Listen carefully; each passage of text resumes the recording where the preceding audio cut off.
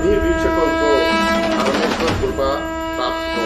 सनातन भाइयों और बहनों, महर्षि श्री व्यास भगवान के कथानुसार और महादेव के पुत्र श्री गणेश महाराज के द्वारा लिखित श्री मदांध्र महाभारत देव भाषा में रचित हुआ।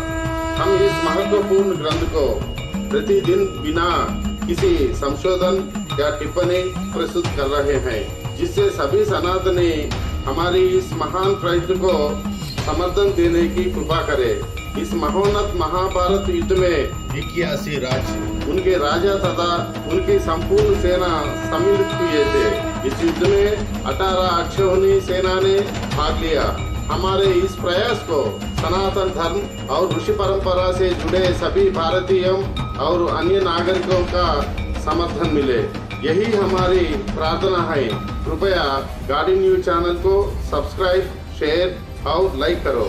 आपका वड्डेपल्ली रामकृष्ण, निराकार कृष्ण योगा साधक, हैदराबाद।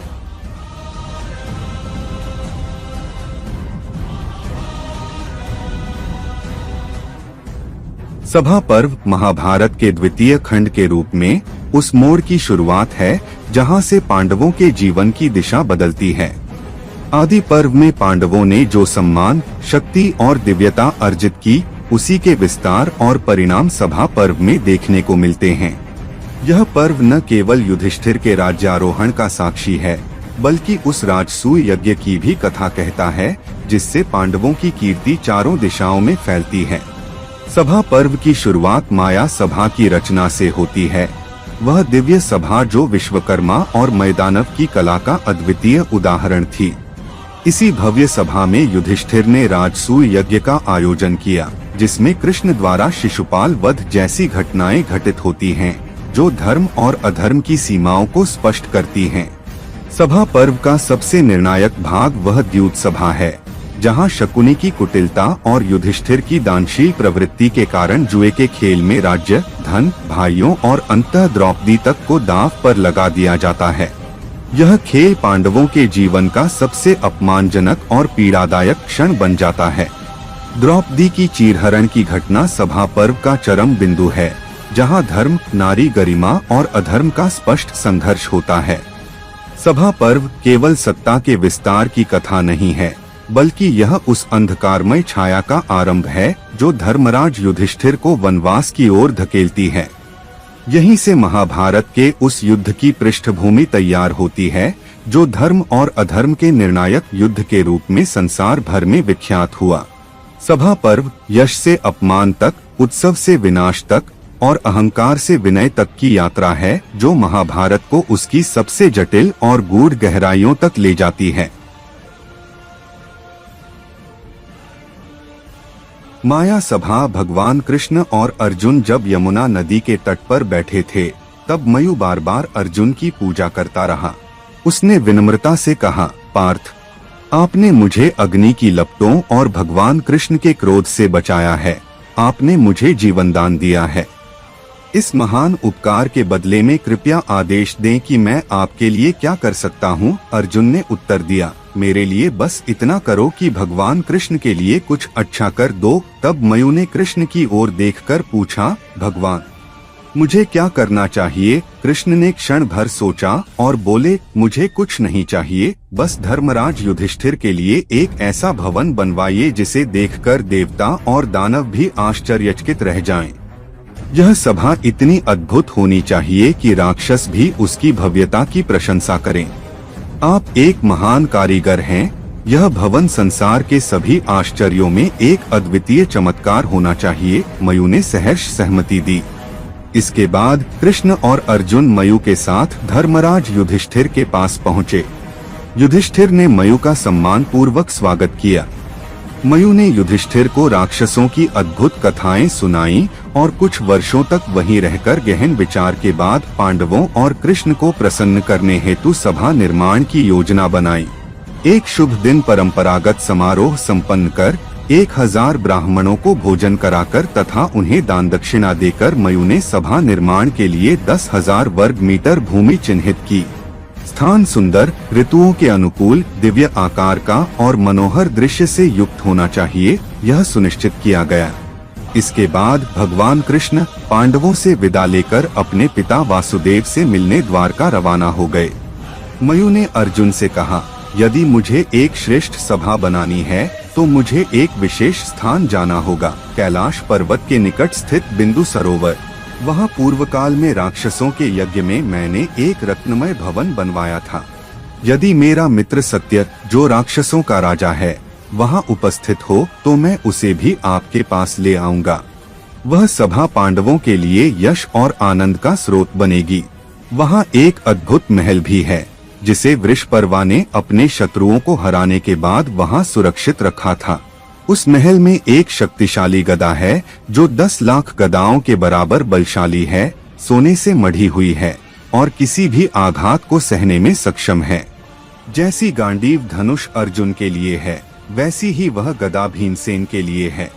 उसी झील में वरुण का महान शंख देवदत्त भी है, जिसे मैं अर्जुन के लिए लाऊंगा। अर्जुन की अनुमति से मयु उत्तर पूर्व दिशा की ओर रवाना हुआ और मैनाक पर्वत पहुंचा, जहां हिरण्य और श्रृंग नामक महान ऋषियों का निवास था। वहीं पास में स्थित बिंदु सरोवर से वह रत्नों, गदा, देवदत्त शंख और अन्य बहुमूल्य वस्तुओं के साथ इंद्रप्रस्थ लौटा। इन वस्तुओं की रक्षा राक्षसी किंकरों द्वारा की गई थी। मयु ने तत्पश्चात माया सभा का निर्माण प्रारंभ किया। सभा निर्माण के उपरांत मयु ने भीम को शक्तिशाली गदा भेंट की और अर्जुन को देवदत्त नामक दिव्य शंख दिया। जैसे ही देवदत्त शंख बजा, सभी प्राणी कांप उठे। अंततः मयु ने अपार संपदा से निर्मित भव्य माया सभा युधिष्ठिर को भेंट की। यह सभा रत्नों से जड़ी हुई दिव्य रूप से सुशोभित थी और मयु द्वारा निर्मित यह अद्भुत सभा माया सभा के नाम से विश्वविख्यात हो गई। माया सभा का विवरण। नमस्कार लोगों, मयु द्वारा निर्मित वह सभा अत्यंत विशाल और भव्य थी, जिसका प्रांगण 10,000 हाथ लंबा और 10,000 हाथ चौड़ा था। यह सभा सूर्य और चंद्रमा की तरह चमक रही थी और उसमें लगे सुनहरे वृक्ष मृगतृष्णा के समान आभा बिखेर रहे थे। जैसे ही इस सभा की ओर देखा जाता, लगता कि सूर्य का प्रकाश धीरे धीरे ढल रहा है। इसे देखने मात्र से ही मनुष्य के सारे पाप और दुख दूर हो जाते थे। यह मंदिर बेहतरीन और दुर्लभ सामग्रियों से बना था। इसके द्वार, दीवारें और छत सभी रत्नों से बने थे और उसका शिखर जटिल नक्काशियों से सजाया गया था, जिसे शब्दों में वर्णन करना असंभव था। भगवान ने इसे इतने अद्भुत ढंग से रचा था कि इस माया सभा की तुलना न कृष्ण की सभा से की जा सकती थी, न ही ब्रह्मा की सभा से। इस सभा में 8,000 किंकर राक्षस नियुक्त किए गए थे। ये राक्षस भयंकर रूप और विशाल शरीर वाले थे, जिनकी बड़ी बड़ी लाल और बैंगनी आंखें थीं, गाय के कान जैसे कान थे और वे युद्धकला में अत्यंत निपुण थे। वे आकाशीय मार्गों से नेविगेशन में भी पारंगत थे और आवश्यक पड़ने पर इस सभा को एक स्थान से दूसरे स्थान पर ले जाने में सक्षम थे। उन्होंने यह सभा धर्मराज युधिष्ठिर को समर्पित की। सभा भवन के भीतर मयु ने एक सुंदर मंडप का निर्माण कराया, जिसे तीनों लोकों में कहीं भी नहीं देखा गया था। यह मंडप कमल के फूलों और इंद्रनील मणियों से बने कमल के डंठलों से सजाया गया था। मयु ने माणिक्य रत्नों से कमल के फूल गढ़े, उन्हें सुगंधित किया और उस तालाब में स्थापित किया। उन्होंने रत्नों से सुंदर पक्षियों का निर्माण किया और उन्हें तालाब के चारों ओर सजाया। सुनहरी मछलियां और कछुए बनाए गए और उन्हें अकोन नदी से लाए गए जल में छोड़ा गया। तालाब में क्रिस्टल मोतियों से सीढ़ियां बनाई गईं और उसमें शुद्धतम जल भरा गया। जब मंद मंद हवा से जल में लहरें उठती और मोतियों के कमलों पर जल बूंदें गिरती, तो ऐसा लगता मानो मोतियों की वर्षा हो रही हो। तालाब के चारों ओर के घाट भी रत्नों से जड़े हुए थे। इस कृत्रिम झील को देखकर कई लोग भ्रमित होकर उसमें कूद पड़े और गायब हो गए। सभा भवन के चारों ओर फूलों की क्यारियां अत्यंत आकर्षक थीं। फूलों के चेहरे ठंडी छाया में ढके हुए थे और वे मंद हवा में झूम रहे थे। यह सभा भवन किसी स्वर्ग से कम नहीं था, जिसके चारों ओर अनेक उपवनों को विशेष रूप से सुंदरता के लिए तैयार किया गया था। न केवल हॉल के अंदर, बल्कि आसपास के क्षेत्र भी हंस, शुतुरमुर्ग, चक्रपंख आदि सुंदर पक्षियों से भरे हुए थे जिनकी चहचहाहट आँखों और कानों को स्वर्गिक अनुभव देती थी। वहाँ जल लिली और कमल की ऐसी सुगंध थी जो हृदय को आनंद से भर देती थी। मयू ने ब्रह्मांड की भावी कल्पना के अनुरूप मनुष्यों के लिए इस अद्भुत सभा का निर्माण किया। 14 महीनों तक अथक परिश्रम करके उन्होंने इस सभा को पूर्ण किया। धर्मराज से सम्मान प्राप्त कर और अर्जुन से विदा लेकर मयू अपने मार्ग पर चल पड़े। धर्मराज का सभा में प्रवेश बाद में एक शुभ मुहूर्त में धर्मराज युधिष्ठिर ने एक भव्य आयोजन किया। उन्होंने 10,000 ब्राह्मणों को शहद और घी से मिश्रित पेय, विभिन्न प्रकार के फल, कंद, मादामृग, जंगली सुअर आदि का मांस, पालक, भविष्य और अन्य प्रकार के मांस व्यंजन तथा 4 प्रकार के उत्तम भोजन परोसे और उन्हें तृप्त किया। इसके पश्चात उन्होंने सभा भवन में प्रवेश किया। सभा के प्रवेश के इस शुभ अवसर पर देश भर से आए सभी श्रद्धालुओं को वस्त्र दान किए गए। प्रत्येक ब्राह्मण को 1,000 गायें भेंट की गईं। दिशाएं और प्राणियों के नासिका छिद्र ब्राह्मणों के मंगल वचनों और शंख वाद्यों की शुभ ध्वनियों से भर गए। धर्मराज ने देवताओं के स्थानों पर अपने इच्छित देवताओं की स्थापना कर पूजा की।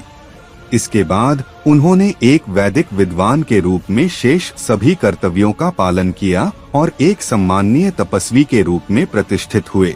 पहलवान, अभिनेता, विदूषक, सूत और वाद्य वादक उनकी सेवा में उपस्थित हुए और धर्मराज अपने 4 छोटे भाइयों के साथ इंद्र की भांति सभा में देदीप्यमान दिखाई दिए। उस महान सभा में कोनकोनाल और कनकना जैसे महान पुराणज्ञ आए और धर्मराज से भेंट की।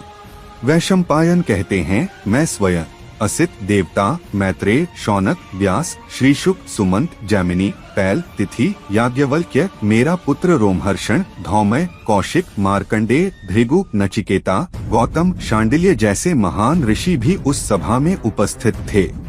इसके अतिरिक्त पांड्य, अंग, वंग, पुंड्र, ओड्र, आंध्र, किरात, पुलिंद, शैब्य, शल्य, कंबोज आदि राज्यों के राजा, साथ ही कृतवर्मा, सत्यवादी, भीष्म और अनेक अन्य क्षत्रिय राजा उपहारों के साथ धर्मराज की सभा में सम्मिलित हुए। वे सभी या तो युद्ध में भागीदार बने या युधिष्ठिर का समर्थन करने आए। ये सभी राजा वृष्टि के पुत्र थे जो अर्जुन के अधीन ज्योतिष का अध्ययन कर रहे थे। उनके साथ ही अनेक क्षत्रिय युवक भी सभ्यदासीन बन गए थे। अर्जुन के मित्र गंधर्व थुम्बुर और चित्रसेन समेत 27 अन्य गंधर्व जो वीणा और संगीत कला में पारंगत थे, वे भी इस सभा में उपस्थित हुए। इस प्रकार यह सभा दिव्यता, संगीत, विद्वता, भक्ति और धर्म का अनुपम संगम बन गई। नारद का माया सभा में आगमन हमेशा की तरह एक दिन धर्मराज युधिष्ठिर अपने सुसज्जित भवन में शांति से बैठे हुए थे। तभी वहां देवर्षि नारद मुनि सभा में पधारे। उनके साथ पारिजात, पर्वत और रैवत जैसे महान ऋषि भी उपस्थित थे, जिन्होंने अपनी दिव्य उपस्थिति और तेज से वहां अरूढ़ का प्रदर्शन किया। नारद जी को सभा में आते देखकर धर्मराज अपने 4 भाइयों सहित तुरंत खड़े हो गए और आपकी विजय हो कहते हुए मुनि का आदर पूर्वक स्वागत किया। उन्होंने उन्हें प्रणाम किया, उच्चासन पर बैठाया और विधि पूर्वक अर्घ्यपाद्य अर्पित किया। साथ ही गाय, दान दक्षिणा और मधुर शहद से युक्त प्रसाद अर्पित कर देवर्षि को प्रसन्न किया। तत्पश्चात धर्मराज युधिष्ठिर और नारद मुनि के बीच एक पवित्र संवाद प्रारंभ हुआ, जिसमें उन्होंने धर्म, अर्थ और काम इन 3 पुरुषार्थों अर्थात मनुष्य जीवन के 3 प्रमुख पहलुओं पर गहन चर्चा की। यह वार्ता धर्मराज की धर्मनिष्ठा, जिज्ञासा और नारद जी की दिव्य ज्ञान की परंपरा का अद्भुत उदाहरण बनी।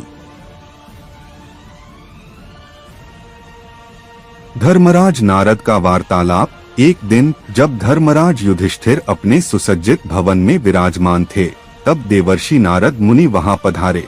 उनके साथ पारिजात, पर्वत और रैवत जैसे दिव्य ऋषि भी उपस्थित थे, जिन्होंने अपनी तेजस्विता से सभा को आलोकित किया। नारद जी के आगमन पर युधिष्ठिर अपने भाइयों सहित तुरंत खड़े हो गए।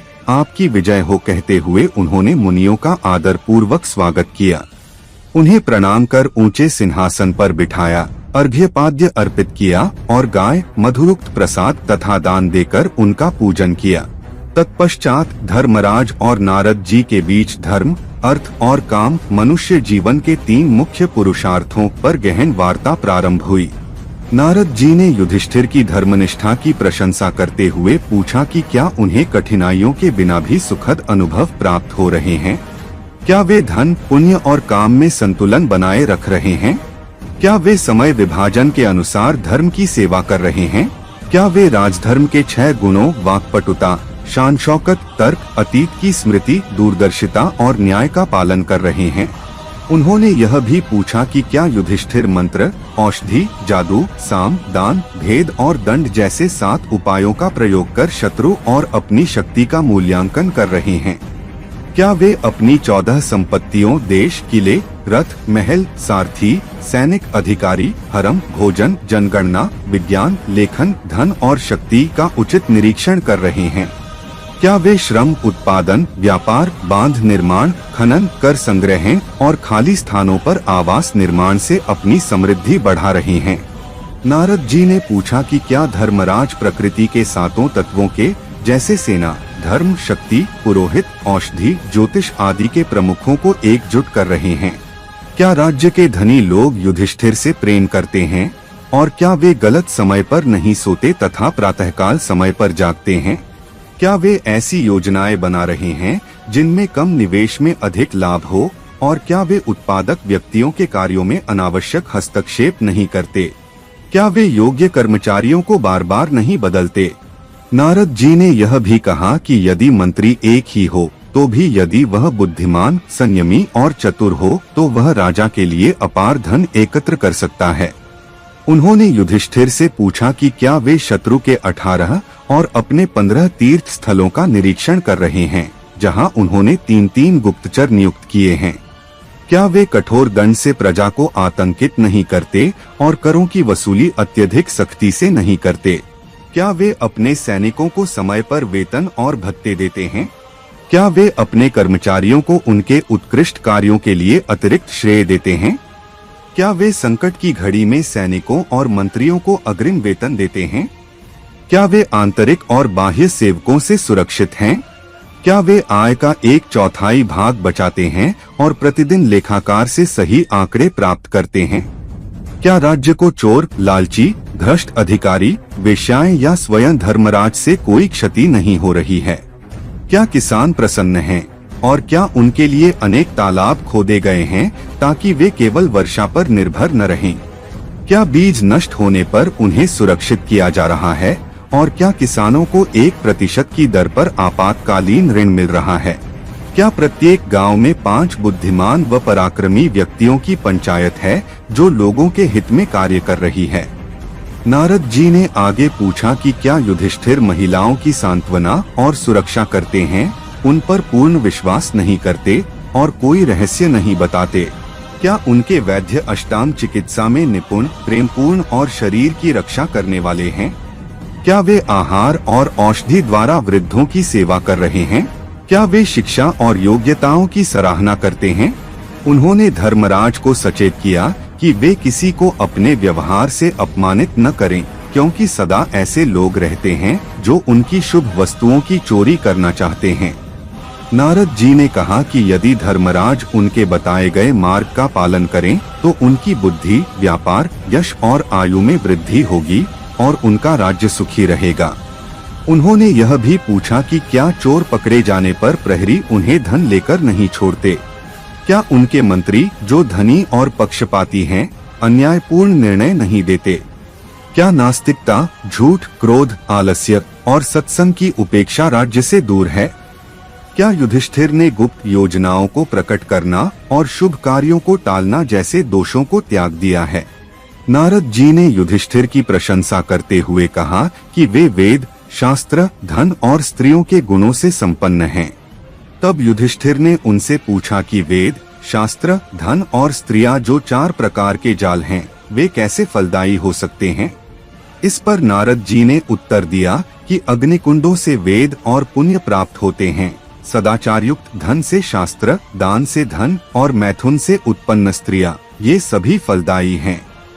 नारद जी ने यह भी पूछा कि क्या दूरदराज से आए व्यापारियों को उचित सम्मान मिलता है और क्या उनके सेवक उन्हें धोखा नहीं देते? क्या युधिष्ठिर और उनका परिवार रथ, गज, नागरिका और धनुर्वेद की शिक्षा में रुचि रखते हैं? क्या राज्य सरकार अंधों, मूकों और विकलांगों का समर्थन करती है? अंत में नारद जी ने कहा कि यदि कोई राजा वर्ण व्यवस्था का पालन करते हुए धर्म का स्वरूप समझकर इन प्रश्नों का उत्तर देता है तो वह चारों समुद्रों और समस्त धर्मलोकों पर शासन कर सकता है। युधिष्ठिर ने नारद जी की नृत्य प्रेम की प्रशंसा की और उनके ज्ञान की सराहना करते हुए कहा कि यदि किसी सभा में ऐसे गुण हो तो नारद जी को वहां नहीं जाना चाहिए। यदि 7 या 14 लोकों में कोई महान सभा हो तो वे उन्हें सूचित करें। इस पर प्रसन्न नारद मुस्कुराए और बोले, धर्मराज, यह भवन रत्नों से बना है और मानव लोक में इसकी कोई तुलना नहीं है, किंतु इंद्र, वरुण और कुबेर के दिव्य भवन हैं, जिन्हें इस भवन से स्पर्धा करने की आवश्यकता नहीं है। वे विश्वकर्मा द्वारा दिव्य सामग्री से निर्मित हैं। मय नामक राक्षसी शिल्पी ने यह भवन रचा है। उसने अपनी अद्वितीय बौद्धिक शक्ति से उत्तम सामग्रियों से इसका निर्माण किया है। आपकी जैसी कोई सभा पहले कभी नहीं हुई। जब युधिष्ठिर ने उनसे दिव्य सभाओं का वर्णन करने का अनुरोध किया तो नारद जी ने पुनः यही बात कही। इंद्र की सभा, यमुना की सभा, वरुण की सभा, ब्रह्मा की सभा और कुबेर की सभा, ये सभी दिव्य सभाएं हैं जिनमें प्रत्येक की विशेषता अद्वितीय और अलौकिक है। इंद्र सभा की लंबाई और चौड़ाई 150 अमा तथा ऊंचाई 5 अमा है। यह सभा आवश्यकतानुसार तेज या धीमी गति से चल सकती है। इसमें न बुढ़ापा है, न दुहक, न थकावट, न भय और न कोई अशुभता। यहाँ ऋषि हरिश्चंद्र, सहदेव, सुनिधा, दिव्य जल, जड़ी बूटियाँ, एकाग्रता, बुद्धि, सरस्वती, कारण, धर्म, वासना, बिजली, बादल, आंधी, धुंध, सूर्य की दिशा, 27 अग्नि और अग्निष्टोम यज्ञ, दक्षिणा, सितारे, पवित्र मंत्र और जयकारे इस हॉल को सुशोभित करते हैं। बृहस्पति, शुक्र, ब्रह्मा और सप्तऋषि इस सभा में चमकते हैं और अप्सराएं अपने नृत्य से तथा गंधर्व अपने संगीत से भगवान इंद्र को प्रसन्न करते रहते हैं। इस हॉल का निर्माण विश्वकर्मा ने जल से किया था। वरुण सभा, जो 100 वर्ग मीटर से अधिक क्षेत्र में फैली हुई है, पानी के समीप बनी हुई है और सफेद प्रकाश से चमकती है। दिव्य वस्त्र और आभूषण धारण किए हुए वरुण वारुणी देवी के साथ इस सभा में विराजमान रहते हैं। नाग और आदित्य इस सभा के चारों ओर लगातार घूमते हैं। चारों समुद्र, असंख्य नदियाँ, जलाशय, झीलें, झरने, कुएं, दिशाएं, स्थलजीव, जलजीव और पर्वत, ये सब रूप धारण कर वरुण की सेवा करते हैं। अप्सराएं अपने गीत और क्रीड़ाओं से तथा गंधर्व अपने गायन से वरुण की पूजा करते हैं। कुबेर सभा, जिसकी लंबाई 100 फुट और चौड़ाई 70 फुट है, आयताकार और अत्यंत भव्य है। यह कैलाश पर्वत की चोटी जितना ऊंचा और चंद्रमा के समान श्वेत है। यह भवन गुफावासियों द्वारा संचालित किया जाता है। कुबेर स्वर्ण वस्त्र से ढके हुए विशाल सिंहासन पर दिव्य वस्त्राभूषणों से सुसज्जित होकर विराजते हैं। यक्ष, किन्नर, गंधर्व और अन्य दिव्य प्राणी उनकी सेवा में लगे रहते हैं। कुबेर के मित्र शिव पार्वती के साथ उस सभा में मौजूद रहते हैं। शंख और कमल के समान खजाने उस सभा में प्रकट होकर कुबेर की सेवा करते हैं। धर्मराज, मैंने उस सभा में एक हरे रंग का चमकता समूह आकाश में उड़ते हुए भी देखा। ब्रह्मा की सभा एक अत्यंत पवित्र और दिव्य सभा है, जिसे ब्रह्मा ने अपने मन और कल्पना द्वारा रचा था। यह सभा शाश्वत, अविनाशी और स्वयं प्रकाशित है, जो स्वर्गीय लोक से भी ऊपर स्थित है। इसका कोई निश्चित आकार नहीं है, न इसकी लंबाई है, न चौड़ाई, न सर्दी, न गर्मी, न भूख, न प्यास। यह बिना किसी स्तंभ के बनी हुई दिव्य चित्रकला के समान है। यह सभा सभी सुखों और संपत्तियों का स्रोत है। मैं इस सभा में प्रवेश पाने के लिए 1000 वर्षों तक ब्रह्मा की प्रतिज्ञा का पालन करता रहा और सूर्य देव की कृपा से वहां पहुंच पाया। यह सभा दक्ष, प्राचेतसद, वेदांग, उपवेद और यहोरात्र जैसे सभी विद्या विभागों की एकत्रित ऊर्जा का केंद्र है। यह सभा दुर्लभ है। जैसे इस संसार में आपकी संगति दुर्लभ है, वैसे ही परब्रह्म में ब्रह्मा की संगति भी दुर्लभ है। अब यम की सभा की बात करें तो यह सभा 100 वर्ग गज में फैली थी और इसे विश्वकर्मा ने ही नष्ट कर दिया था। यह कामरूपिणी तथा अत्यंत तेजस्वी सभा है, जहाँ किसी भी प्रकार की प्रतिकूलता, असुविधा, अप्रसन्नता या दुख नहीं होता। पुण्यात्मा ययाति, नहुष और नाभाग जैसे राजा इस सभा में उपस्थित हैं। आपके परदादा शांतनु और पिता राजा पांडु भी इसी सभा में निवास करते हैं। मैंने इस सभा में उन सभी से एक साथ बातचीत की। आपके पिता पांडु ने मुझसे कहा कि मैं उनके कुछ संदेश आपके पास पहुंचाऊं।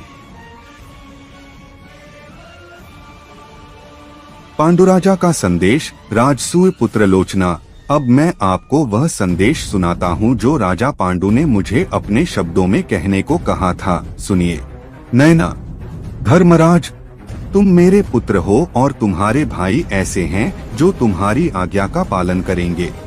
तुम संपूर्ण विश्व को जीतने में समर्थ हो, इसलिए तुम्हें राजसूय यज्ञ का अनुष्ठान करना चाहिए। राजसूय सभी यज्ञों में श्रेष्ठ है। केवल राजसूय यज्ञ के प्रभाव से ही हरिश्चंद्र इंद्र की सभा में जीवित रह सके थे। यदि तुम जैसा पुण्यात्मा पुत्र राजसूय करेगा तो मैं भी यमलोक से इंद्रलोक की ओर जा सकूंगा और वहां दीर्घकाल तक निवास कर सकूंगा।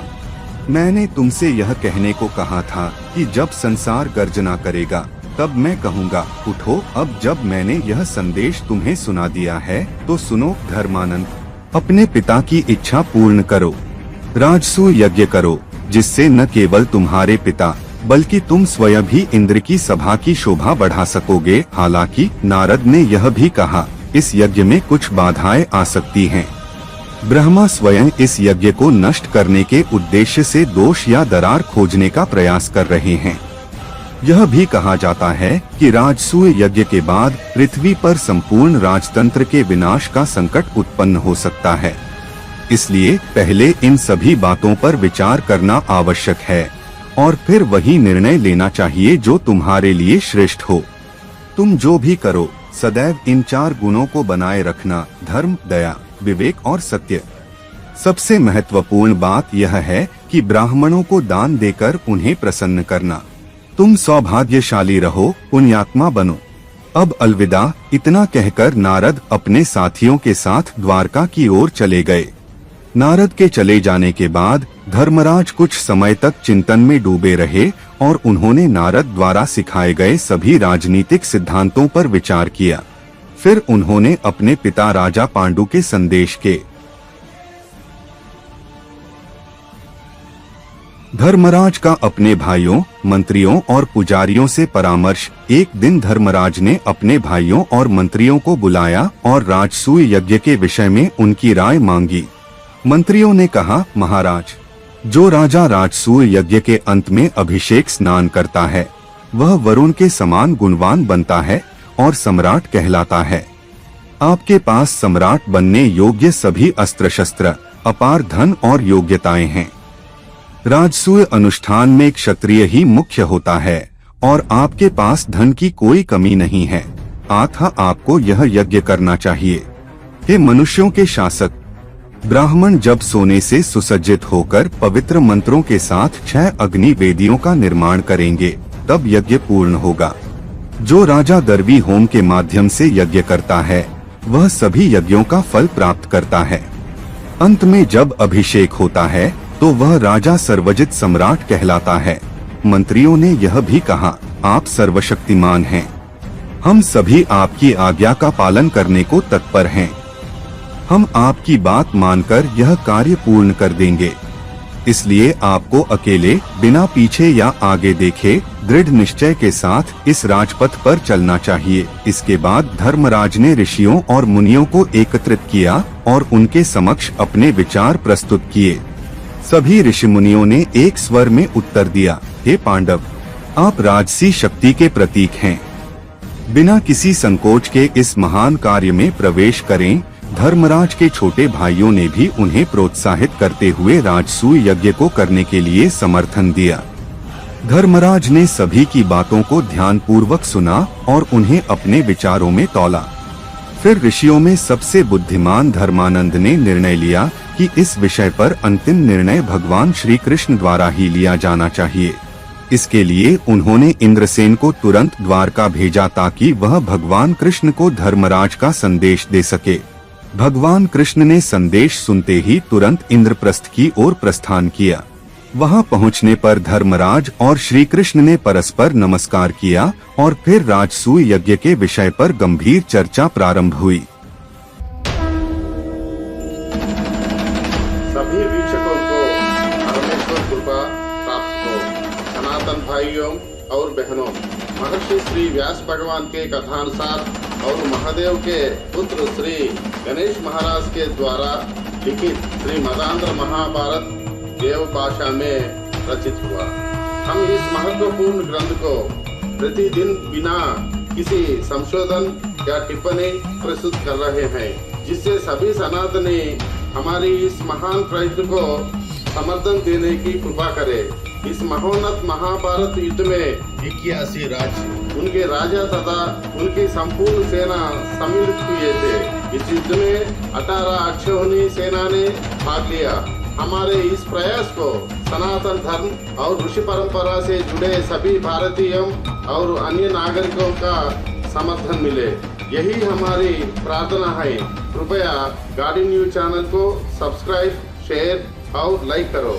आपका वड्डेपल्ली रामकृष्ण, निराकार कृष्ण योगा साधक, हैदराबाद।